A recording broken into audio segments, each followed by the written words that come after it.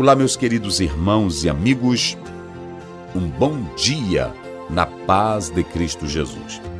Nossa reflexão continua no livro de Êxodo e agora nós estaremos lendo do versículo 12 até o versículo 14. A palavra do Senhor nos diz assim: Vai, pois, agora, e eu serei com a tua boca, e te ensinarei o que hás de falar. Ele, porém, disse: Senhor, envia por mão daquele a quem tu hás de enviar. Então se acendeu a ira do Senhor contra Moisés e disse: Não é Arão, o levita, teu irmão? Eu sei que ele falará muito bem, e eis que ele também sai ao teu encontro, e vendo-te se alegrará em seu coração. Vamos falar sobre esses versos 12 a 14. Envia outro. Moisés, ele agora chega no ápice de tudo. Ele ouviu Deus falar, ele viu os milagres que Deus estava dando como credencial, mas ele decide: Senhor, envia outro no meu lugar. O interessante é que depois de toda a revelação de Deus a Moisés, incluindo os sinais, ele diz: envia por mão daquele a quem tu hás de enviar. Ou seja, essas palavras queriam dizer assim: manda outro no meu lugar. Eu não posso, eu não sou capaz, eu não quero ir.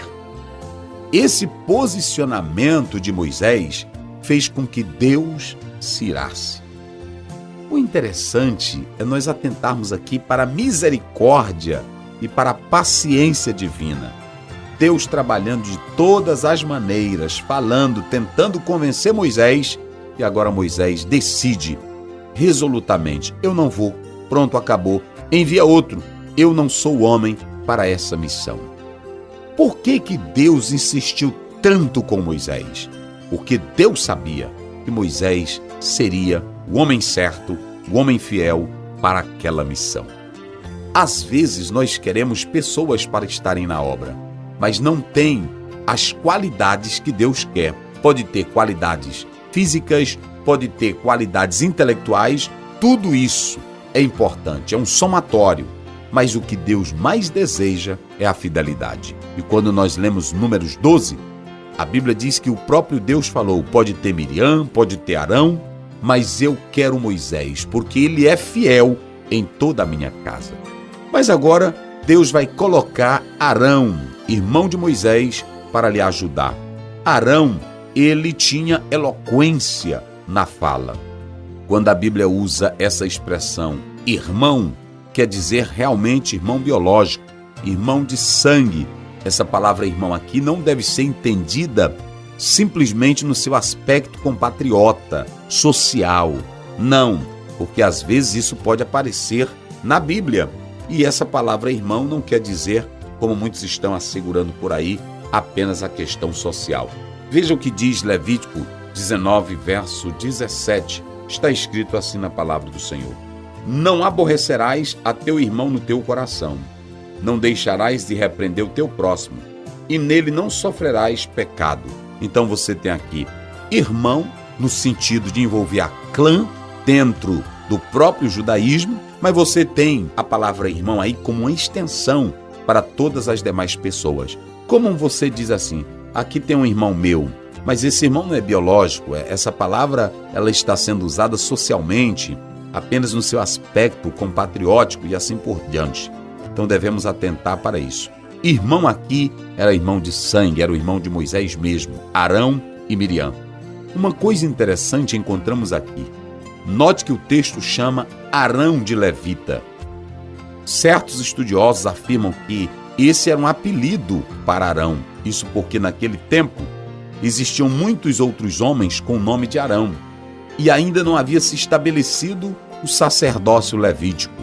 Alguns supõem dessa forma, mas vamos ter cuidado quanto a essa questão.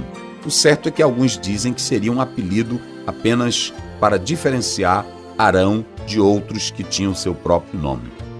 Crê-se que o fato de falar de Arão usando a palavra levita, que não era comum, posto que além de Moisés ser irmão do próprio Arão, Deus poderia não ter se dirigido assim como muitos asseguram, porque eles eram da mesma tribo. Então como é que Deus chega e diz, o teu irmão? Então há vários questionamentos aqui nessa particularidade.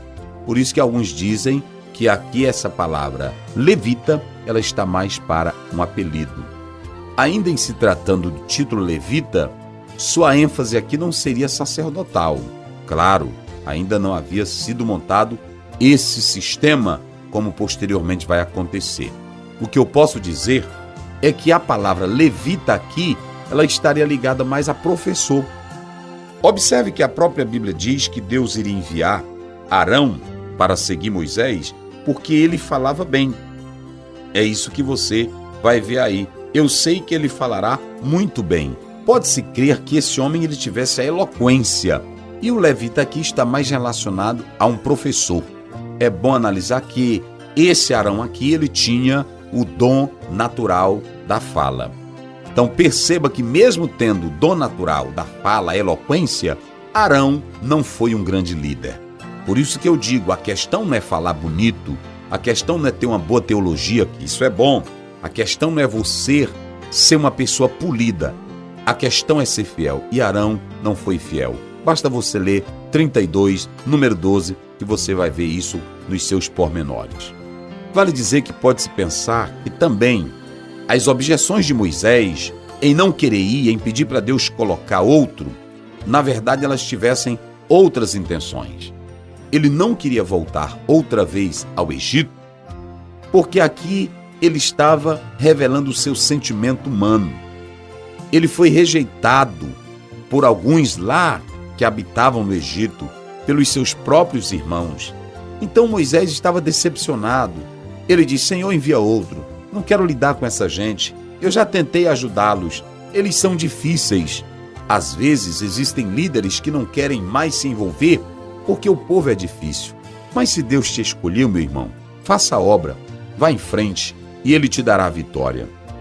É importante dizer que ao passo do desenvolvimento dos acontecimentos, Moisés, ainda que não tivesse eloquência na fala, ele tinha influência na liderança. O que posteriormente ele vai a cada dia mais e mais assumindo seu posto com eficiência. Isso prova o porquê de Deus ter lhe escolhido. Existem muitas pessoas que são escolhidas pela posição que exerce, pela cor, pela fala, pelos dotes teológicos, mas com o passar do tempo vai se provando que não tem liderança. E outros que às vezes não têm nada disso. É claro, ressalto, não estamos aqui em momento algum depreciando a cultura, a teologia, mas o que estamos dizendo aqui é que a obra de Deus ela é feita no seu poliedro, no seu aspecto espiritual.